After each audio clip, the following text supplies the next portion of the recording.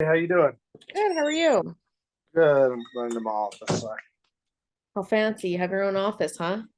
Well, I have a gym, so I'm in my gym office. Okay. Well, that makes sense then.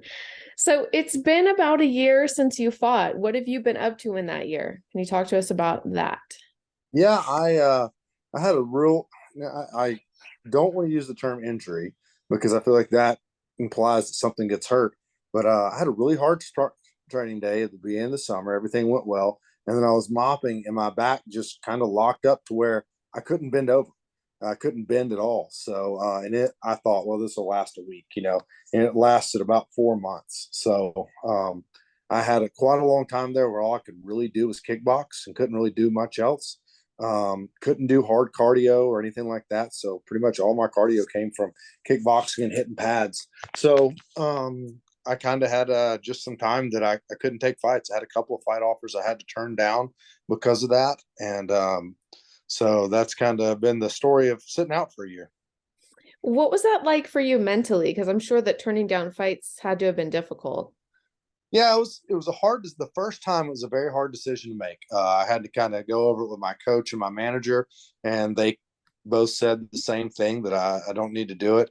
So I yeah, that like I said, that was tough the first time, but then by the time the second one came, it's been 3 months since I've really had super hard training. So I just know that I can't, but it also kind of put a peace of mind that I know I'm going to get better, but I've got this time to just kind of focus on working on my striking and doing the things I need to do in my gym and real estate. So um, I guess that's the silver lining of it.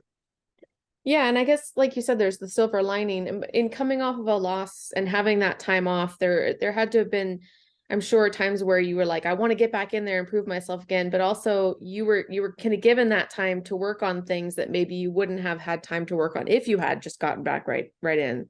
Is that kind of Yeah. the case? Yeah, and I really, really wanted to fight before the end of the year. Um, and so there was a little bit of stress for a little while. Okay, I got to get better so I can fight for the end of the year. And then I finally just kind of came to peace with it. It may not happen this year. And they offered me the Jeffrey fight, gosh, probably in end of October, beginning of November. So then there's at least that peace of mind that I've got something coming up, and I've got something to prepare for. So that made it a lot easier. And what have you done to kind of prepare for this upcoming fight? What have you learned about your opponent? There's not a whole lot of video on him out there. But I know he's a good kickboxer and like everybody, he's well rounded. He's a good wrestler, good jiu-jitsu. I think he's a brown belt in jiu-jitsu. So I know he's gonna be tough there. I know he's very good at getting up off the ground. And he's he strikes heavy, he stands tall, so he throws over your hands. So I mean, there's a lot of things that make him a very tough opponent, and there's a reason he puts a lot of people away, and so that's what I get be prepared for. And you mentioned that there's not a lot of tape on him, but I know that, from one fight to the next, you can change so much. So how much do you really rely on being able to watch tape? Yeah, I always kind of look at it. If I don't see the tape, the video of your last fight, and I don't get much out of that, and there's a possibility that everything I see, uh, there's tendencies that we all do and we all like, but I expect him, the only full fights that are of him out there, I expect him to be a completely different fighter than he was then. What sort of fight are you expecting from him? Do you kind of think you can get in and out pretty quickly with him, or do you think he's going to be the kind of guy you're going to have to fight the full 3 rounds with? No, I mean, we're both finishers. We're both going to be constantly looking for finishes. So, I wouldn't be surprised if I could put him away. But at the same time, I know he's too good everywhere to go out there expecting to be able to put him away.